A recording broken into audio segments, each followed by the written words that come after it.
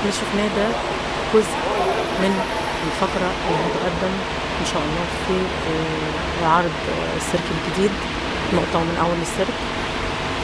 الفقرة دي بيقدمها فريق كابتن راشد، كابتن علاء راشد، فريق البامبو،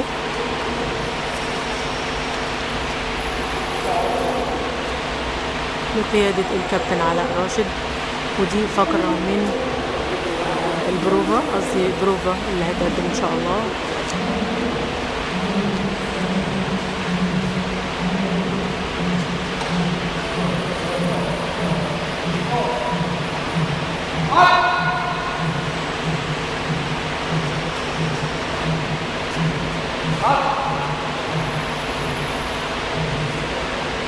التدريبات على فقرة البامبو.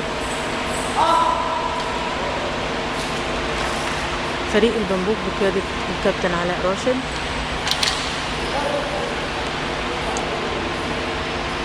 واللي شفناها دي زي ما بقول لحضراتكم دي هيبقى ان شاء الله جزء من العرض الدرامي استعراضي، نقطة من اول السيرك.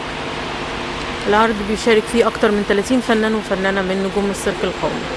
العرض من اخراج دكتور محمد الشافعي، تصميم الاستعراضات دكتور عماد عبد العليم. ان شاء الله هيفتتح في عيد الفطر من مقر السيرك القومي بالعجوزة 18 يوليو الساعة 9:30 مساء. معكم رحاب عبد الخالق، العلاقات العامة للسيرك القومي.